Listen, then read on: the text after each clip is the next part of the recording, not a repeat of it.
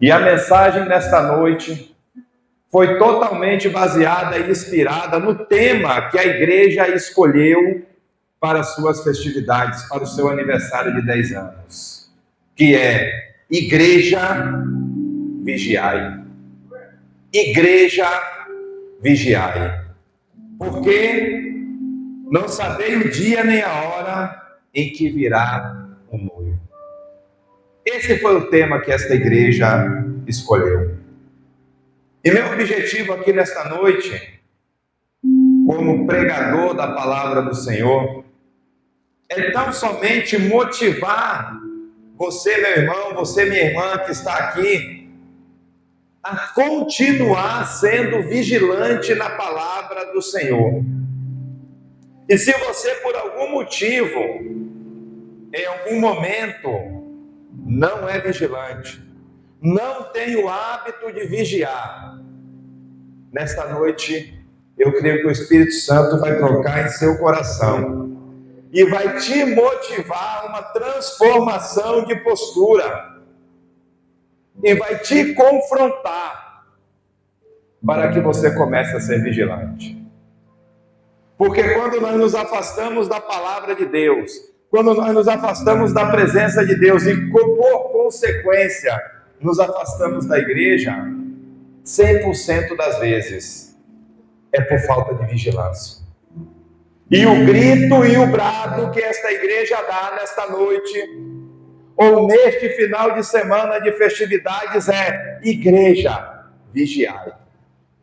Igreja, sejam vigilantes. Quando Deus inspirou a liderança desta casa, é porque certamente o Espírito Santo está trazendo para as nossas vidas uma advertência: vigiai, sejam vigilantes.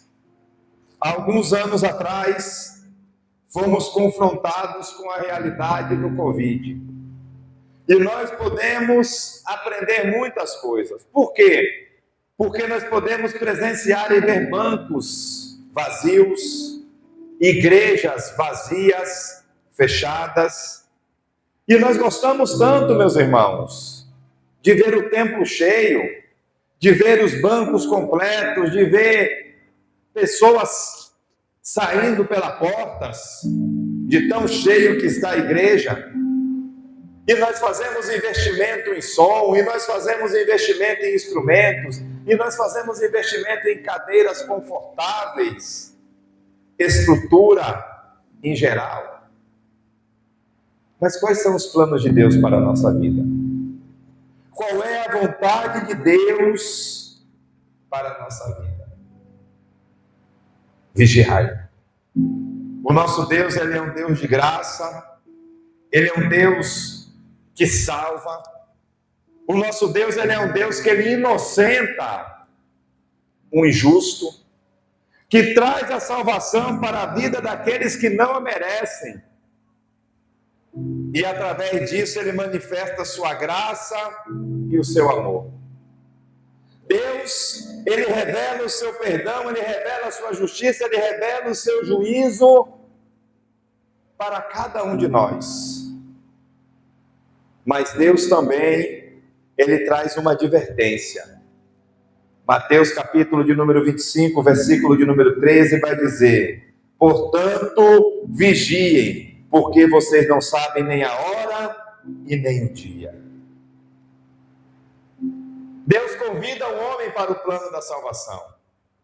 Deus convida o homem para viver a plenitude da presença dEle em nossas vidas. Mas a advertência vem junto. Junto com o convite da salvação vem o convite para que nós possamos ser vigilantes. E sempre foi assim. Todas as vezes que nós vamos ver Deus buscando relacionamento com o homem, a gente vai ver Deus advertindo o homem para ser vigilante. Trago como exemplo para os irmãos Amós, profeta Amós, capítulo de número 4, versículo de número 12, aonde Deus vai dizer assim: por isso ainda os castigarei, ó Israel, E porque eu farei isto com vocês, preparem-se para encontrar-se com o seu Deus, ó Israel.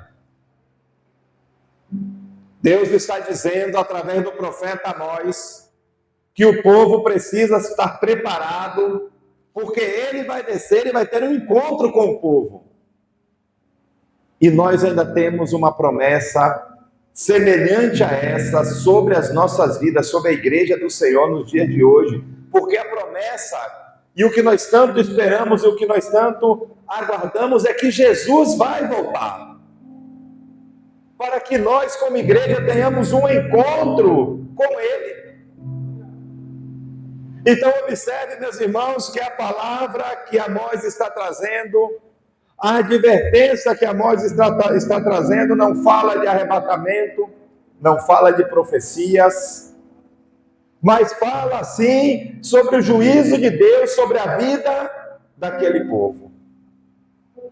O profeta Amós, ele teve o seu ministério direcionado especificamente sobre a nação de Israel, sobre a nação de Judá e também sobre todas as nações vizinhas de Israel e de Judá. Só que essa mensagem de Amós, capítulo de número 4, ela é exclusiva para o reino de Israel. Amós, no capítulo de número 3, no versículo de número 2, ele vai dizer que Israel é a nação escolhida de Deus. Israel é a nação eleita de Deus. Israel teve privilégios especiais aos olhos de Deus. Israel era o povo diferente. Israel era o povo especial do Senhor. Mas algo, e isso é interessante, vinha junto com esse privilégio. Por quê? Porque Deus dava o privilégio que Deus exige do seu povo. Irmãos, Deus, ele cobra a santidade da sua igreja. Da mesma forma que Deus cobrava, porque o povo não estava vigiando, Deus ainda nos dias de hoje nos chama a atenção e nos adverte: igreja, vigiai, sejam vigilantes. E nós vamos ver aqui que Deus, ele permite algumas situações na vida daquele povo, para que aquele povo possa voltar à presença de Deus. E mesmo diante dos castigos, mesmo diante das pragas, o povo não volta para o Senhor. O povo não se converte. Então Deus fala assim: se preparem, porque eu vou descer pessoalmente para ter um encontro com vocês. Deus está dizendo com dureza para aquele povo: eu vou aí e nós vamos resolver, porque eu trato vocês como meu povo especial. Livro vocês, coloco as bênçãos diante de vocês, mas vocês não estão vigiando. Então eu vou aí para a gente ter uma conversa. Agora essa conversa vai ser diferente. Essa é a advertência de Deus para aquele povo. Deus avisa, Deus avia sinais, Deus envia profetas e o povo não vigia. Irmãos, é diferente nos dias de hoje. Deus fala, Deus adverte, os profetas nos visitam, a mensagem vem, mas nós teimamos em não vigiar. Nós teimamos em não obedecer a palavra do Senhor. E no caso de Israel, a nação está pecando na presença de Deus. E meus irmãos, essa é uma mensagem para a igreja do Senhor. O tema inspirado pelo Espírito Santo não foi mundo vigiai, é igreja vigiai. O povo aqui no contexto do profeta Amós não estava desviado, entre aspas. O povo estava indo à igreja. O povo continuava adorando. Mas o povo não tinha constrangimento algum de pecar na presença de Deus. Amós capítulo 4, versículo 4 vai nos dizer assim: vão a Betel e ponham-se a pecar. Vão a Gilgal e pecam mais ainda. Oferecem os seus sacrifícios a cada manhã e os seus dízimos no terceiro dia. No período da história em que Amós vive, a cidade de adoração ainda não era Jerusalém, era Betel. As pessoas se reuniam em Betel, e Betel significa casa de Deus. E Betel, naquele contexto, era o lugar em que as pessoas iam para adorar ao Senhor, era o santuário de adoração. E as pessoas iam a Betel para adorar ao Senhor, para entregar a sua oferta, e elas pecavam, diz o Senhor. Aí as pessoas iam a Gilgal. Gilgal era a cidade de peregrinação.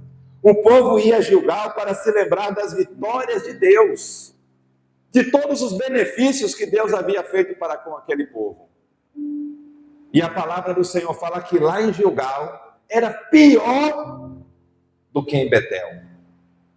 Em Gilgal o pecado se multiplicava. Só que a palavra do Senhor fala que todas as manhãs havia um culto. Todas as manhãs tinham cultos, cultos diários. Será que Deus está recebendo o culto daquele povo? O pecado estava presente. Eles entregavam o seu dízimo, diz a palavra, e levavam a sua oferta. Irmãos, nós entregamos os nossos dízimos, na maioria das vezes, uma vez por mês. Quem entrega? Uma vez por mês. O povo aqui levava o dízimo de 3 em 3 dias. A cada 3 dias o povo entregava o seu dízimo. A cada 3 dias o povo levava a sua oferta. Irmãos, deixa eu te dizer uma coisa. Para quem é contra o dízimo, ou para quem não entrega o dízimo não vai te levar para o céu. Dízimo não leva ninguém para o céu. Quem leva para o céu? Jesus. Só quem te leva para o céu é Jesus. Não sei nem por que eu estou falando isso aqui. Mas dízimo não leva ninguém para o céu. Jesus que leva para o céu. Mas o fato de você não entregar o seu dízimo pode fazer com que você não vá para o céu. Por quê? Porque você pode cair no pecado da avareza. E a Bíblia fala que os avarentos não herdarão o reino do céu. Pastor Josiel, que lê Bíblia, já cochichou aqui no meu ouvido. Então o dízimo não te leva para o céu, porque quem leva para o céu é Jesus. Mas você não entregar o seu dízimo pode te atrapalhar. Pode dar ruim no final, porque você pode estar incluído aí no pecado da avareza. Entre outras coisas, mas deixa para lá. Vamos continuar na mensagem, porque Deus é bom e Deus é fiel. Então o povo, ele tentava enganar Deus. O povo tentava engambelar Deus. Porque no pensamento daquele povo tem culto todos os dias. Todas as manhãs estamos aqui. Tem louvor. Tem dízimo. Tem oferta. O que mais Deus pode querer? Culto, louvor, dízimo, oferta. Deus quer mais o quê? Tem sacrifício. Se tem sacrifício, tem sacerdote.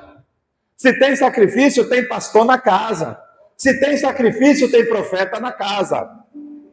Deus quer mais o quê? Tem louvor. Se tem louvor, tem músico na casa. Se tem louvor, tem tangedores, músicos especiais. Se tem louvor, tem ministros de louvores na casa. Deus quer mais o quê? Se tem dízimo, se tem oferta, tem estrutura. Temos como manter tudo funcionando. Temos como abençoar as pessoas que estão à frente da obra. Deus quer mais o quê? Nada disso, meus irmãos, está agradando a Deus. Deus não está aceitando. Como eu sei disso? Ele mesmo fala no versículo de número 5. Amós capítulo 4, versículo 5. Vocês, disse o Senhor, vocês fazem isso porque vocês gostam. Vocês fazem tudo isso, o culto bonito, a estrutura, os dízimos, as ofertas. Vocês fazem isso para vocês se satisfazerem, vocês gostam de fazer isso. O propósito que está no coração de vocês não é me adorar, disse o Senhor para aquele povo. Precisamos vigiar, irmãos. Aí Deus lança sobre aquele povo 5 castigos: fome, falta de chuva, pragas, morte e catástrofes. E tudo isso porque o povo não vigiava. Tudo isso porque o povo fazia para Deus de qualquer jeito e achava e pensava que Deus estava se agradando disso. E nós estamos falando aqui de um povo que via, literalmente via os milagres de Deus sobre a sua vida, em toda a sua trajetória. E aí Deus permite que todas essas coisas aconteçam com ele. E muitas pessoas, irmãos, observem que aqui é o próprio Deus que está advertindo as pessoas através do profeta. Mas as pessoas hoje têm uma dificuldade muito grande em serem advertidas. As ovelhas hoje não querem mais receber disciplina por parte do Senhor, por parte dos seus líderes espirituais, não sabendo elas que isso é para o próprio bem delas. Quando você olha para uma pessoa e fala, olha, isso é errado, isso é pecado, é para o próprio bem da pessoa. Para o próprio bem da vida espiritual, da saúde espiritual. Que é o que nos move, meus irmãos. A presença de Deus em nossas vidas. E diante de tudo que Deus permitiu acontecer com aquele povo, fome, falta de chuva, morte, catástrofes, pragas, o povo ainda não se converte, então Deus fala, se prepare. Se prepare porque eu vou descer e vou conversar com vocês tete a tete, cara a cara, face a face. O que Deus está dizendo é, eu vou aí para a gente resolver isso. O que eu quero te dizer hoje, igreja, não espere algo drástico acontecer com você. Não espere algo drástico acontecer com a sua vida, para que você possa começar a vigiar e estar na presença do Senhor. Não espere que nenhum mal venha sobre a sua vida, para que você possa se voltar para a presença de Deus, para que você possa se aproximar da presença do Senhor. Nunca foi tempo de brincar de ser crente.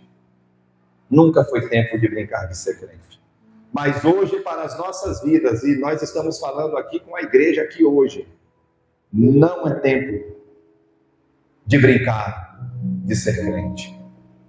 A palavra do Senhor vai falar que se é para mim ser morno, se é para mim ser um crente frio, se é para mim hoje estar na presença do Senhor e amanhã não estar, se é para mim estar na igreja adorando ao Senhor, mas quando eu saio pelas portas, a minha vida não condiz com o que Deus quer, é melhor que eu permaneça no mundo, porque Deus não aceita crente morno. É a palavra dele que fala, irmãos, é duro. Mas é Deus que nos chama a atenção, é Deus quem nos adverte, e eu não tenho culpa nenhuma se o Espírito Santo ministrou no coração da liderança esse tema, vigiai. E isso é por amor de Deus, para com as nossas vidas. Sejamos vigilantes. O profeta Naum, no capítulo de número 1, no versículo de número 7, ele vai dizer assim, ó, o Senhor conhece os que confiam nele. Deus conhece os nossos corações. Deus sabe quem nós somos. E na presença do Senhor, nós não conseguimos nos esconder. Eu posso pegar todos os meus pecados, posso pegar todos os meus erros, posso pegar tudo de errado que eu faço, colocar debaixo desse tapete e moldar uma pessoa aqui para os meus irmãos, totalmente diferente do que eu sou, mas na presença de Deus, aquele que sonda os nossos pensamentos, aquele que esquadrinha os nossos corações, aquele que nos formou e que conhece a nossa intimidade, na presença dele, nós somos quem nós somos de verdade. E ele nos conhece. O profeta Abacuque, ele tinha tanta certeza da gravidade de quando Deus se levanta contra alguém, que ele vai dizer assim, Abacuque capítulo 3, versículo 2. Ouvi, Senhor, a tua palavra. Olha o que ele está dizendo, ouvi a sua palavra. E temi. Irmãos, quem ouve a palavra do Senhor e entende a palavra do Senhor tem que ter medo. Por quê? Porque nós estamos lutando contra a nossa natureza, irmãos. Todos nós gostamos de coisas que não agradam a Deus. É a natureza do homem normal. Então, quando Deus nos confronta, Abacuque vai dizer assim, o Senhor me confrontou e eu temi. Aviva! Aviva! Aviva, ó Senhor, a tua obra em nosso meio, diz o Senhor. Aviva a tua obra, Senhor, no meio dos anos. E no meio dos anos, faze-a conhecida no meio de todos, diz o Senhor.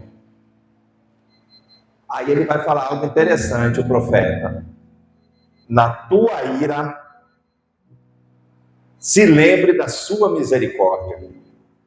O que o profeta está querendo dizer, irmãos? Ele está querendo dizer assim, Senhor, eu sei que eu vou pecar, eu sei que eu vou errar, eu sei que a minha natureza não ajuda em nada nesse negócio, eu sei que o Senhor vai se irar contra mim, vai ficar bravo contra mim, mas aí, Senhor, se lembra da tua misericórdia, do teu favor, da tua graça. Irmãos, é o que nós clamamos ao Senhor quando nós nos ajoelhamos na presença dEle, é o amor dEle, é a graça dEle, é o carinho dEle, é a misericórdia dEle sobre as nossas vidas. Sem isso nós não somos nada, sem isso nós não estaríamos aqui, sem isso você já teria se levantado e ido embora. É o Espírito Santo de Deus, que nos aproxima de Deus. É o Espírito Santo dele que faz com que nós recebamos uma palavra e paramos e pensamos, dizemos, eu estou errado, eu preciso mudar, eu preciso me aproximar do Senhor, eu preciso restaurar a minha vida, porque Deus quer fazer grandes coisas em nosso meio, mas Ele só vai fazer se nós estivermos na presença dEle, aleluia! Deus só vai fazer se nós estivermos na presença dEle. E quando Deus nos confronta, quando Deus nos chama a atenção, não é para nos matar, não, irmãos, é porque Ele nos ama. O plano de Deus é corrigir. O plano de Deus é que nós possamos nos aproximar dEle. O plano de Deus é que nós possamos ser vigilantes. Por isso que o grito dessa igreja é igreja, vigiai. Igreja, sejais vigilante. Esse é o confronto de Deus. E essa é uma palavra que não é para o mundo. Essa é uma palavra que não é para aqueles que não aceitaram Jesus. Essa é uma palavra para a igreja. Porque Deus confronta aquele aos quais Ele ama. Vigiar a igreja. Porque uma hora a conta vai chegar. E uma hora o Senhor vai cobrar. Uma hora todos nós estaremos diante dEle. O noivo vai voltar. O noivo vai vir buscar a sua noiva. Foi ministrado isso aqui ontem. Quem estava aqui ontem ouviu a palavra. O noivo vai voltar para buscar a sua igreja. E a palavra que está sobre as nossas vidas, a promessa da nova aliança, que vem junto com algumas advertências, vai casar direitinho, vai combinar direitinho com o que está em Eclesiastes, capítulo 11, versículo 9. Vocês podem fazer tudo o que agrada o coração de vocês. O que é que agrada o seu coração? Faça. O que é que satisfaz os seus olhos? Diz o Senhor, faça. Agora também o Senhor fala, preste atenção. Porém, por tudo que você fizer, Deus irá te trazer a juízo. Tudo, irmãos, o que nós fazemos, um dia nós iremos nos apresentar no tribunal de Cristo, diante de Jesus. Mostra as suas mãos. E ali, irmãos, vai ser só verdade. Vai ser só fatos reais de tudo que nós fizemos. E ali nós prestaremos conta. Deus nos trará juízo por todos os nossos atos e por todas as nossas atitudes. Jesus vai voltar. O noivo virá buscar a sua igreja. Essa é uma verdade. Vigiai, igreja. Jesus pode voltar hoje. Jesus pode voltar amanhã. Tem gente dizendo que ele vai voltar daqui a 3 anos. Jesus vai voltar. Talvez não dê tempo de a gente chegar em casa. Até porque Jesus pode voltar para mim se Deus me levar. Tem isso também. Deus me levou, Jesus voltou para mim. Já vou estar lá esperando o momento. E vai ser rápido. Jesus, ele vai voltar. E o dia e a hora ninguém sabe. E aí agora nós já estamos em Mateus capítulo de número 21. Jesus entrando em Jerusalém. Irmãos, Jesus ele fica alguns dias em Jerusalém, antes dele ser crucificado. Esses dias que Jesus fica em Jerusalém, ele ensina no templo, ele tem embates e discussões com os religiosos daquela época, com os fariseus, com os saduceus, com os escribas.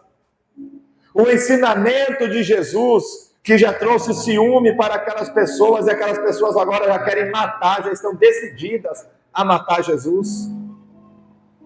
Mas Jesus fica alguns dias ali em Jerusalém, ensinando o povo, falando sobre o reino dos céus com aquele povo.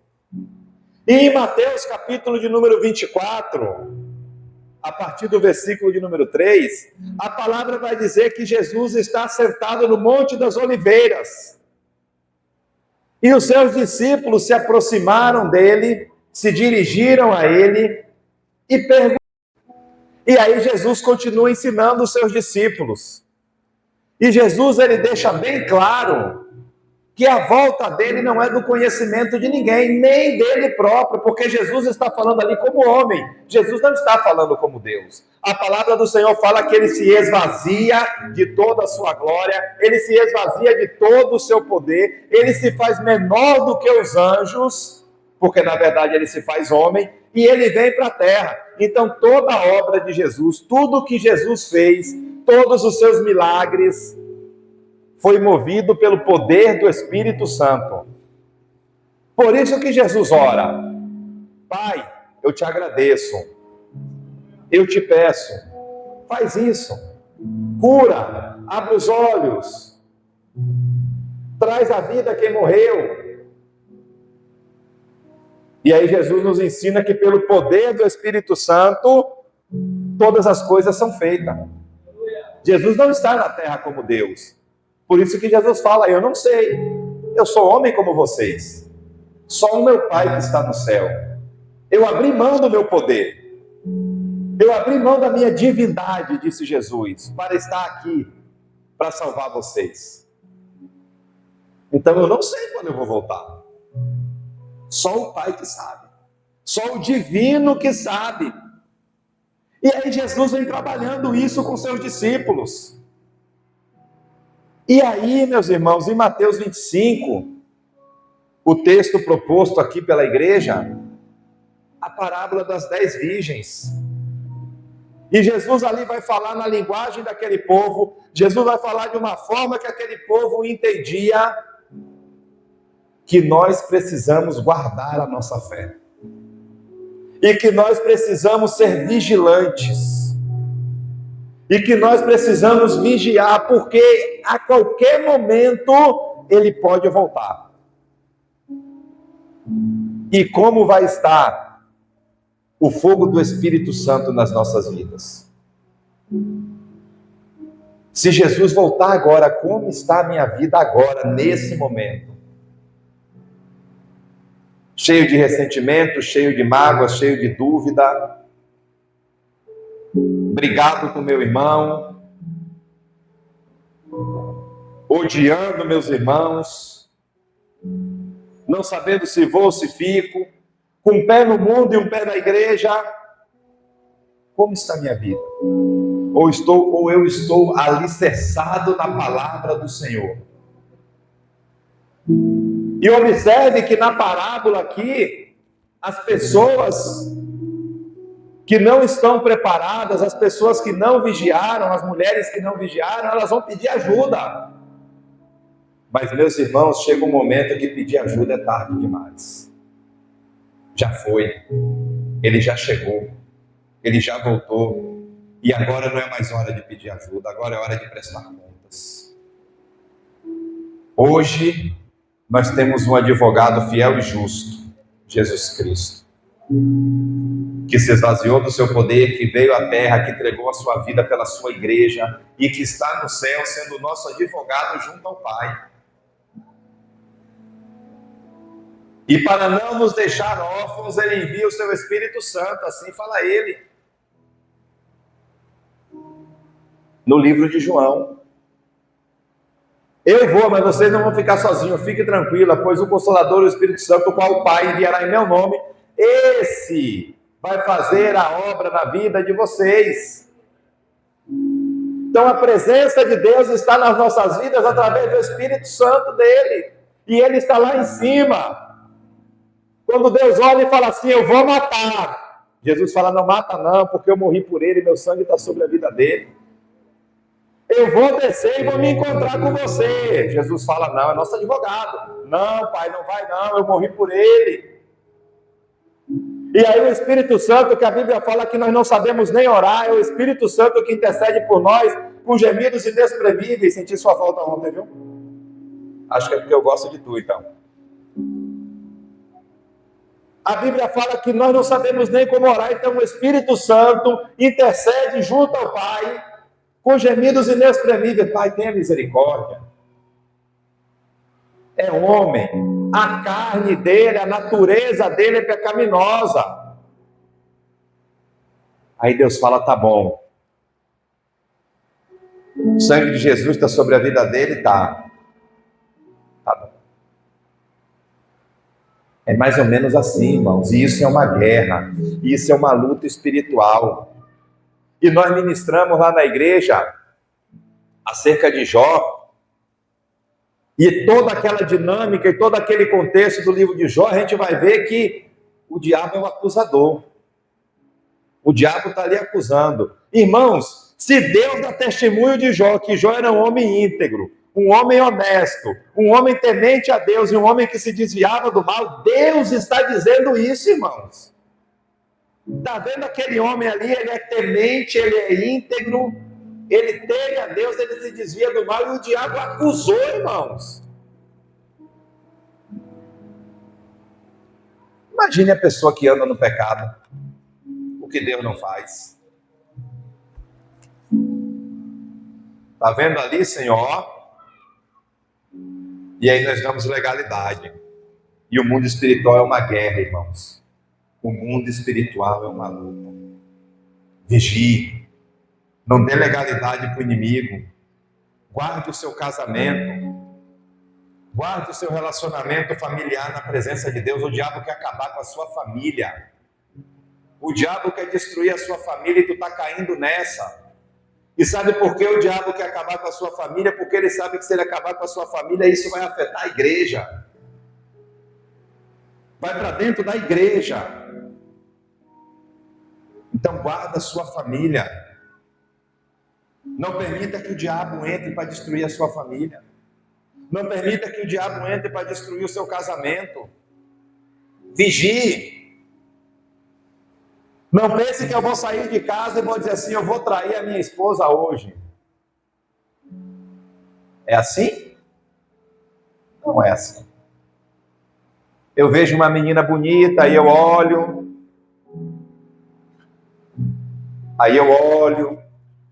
Aí um dia ela me olha. E aí eu não vigio. E aí isso vai terminar onde? Num quarto de motel.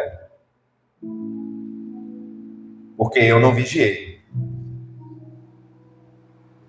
Vigia, irmão. Corre do pecado, corre do mal. Não é vergonha não. José fez isso.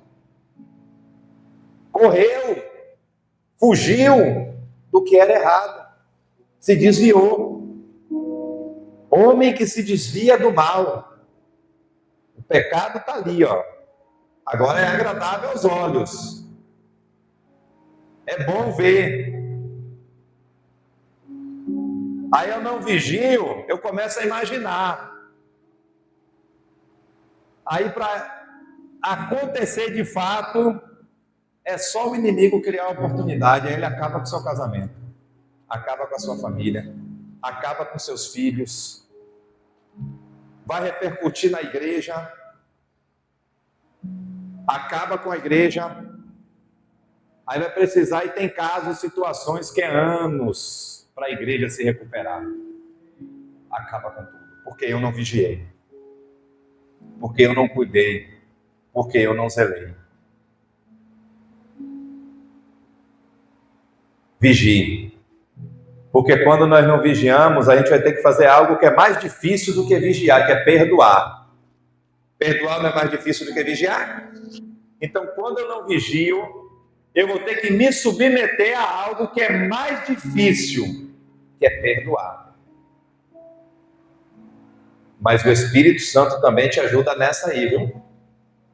Então, se por falta de vigilância sua, ou por falta de vigilância em alguém, o mal já aconteceu, então libere perdão em nome de Jesus e siga a sua vida em frente, porque se Jesus voltar agora, como é que vai ser esse negócio? Eu não sei te dizer, porque especialista em salvação é só Jesus Cristo. Mas pode ser que dê ruim. E aí você passou 50 anos dentro de uma igreja, 20 anos, 10 anos dentro de uma igreja. E Jesus volta e tu não vai participar da festa. É frustrante, não é? Vai doer. Então, irmãos, esse negócio aí eu não sei como é não. Eu não sei como é não. Mas vigie. Igreja, vigiai. Que o Espírito Santo de Deus complete esta palavra na tua vida. E eu deixo para vocês para meditação. Mateus capítulo de número 25, versículo 13. Portanto, vigie, porque vocês não sabem nem o dia e nem a hora em que o noivo vai voltar.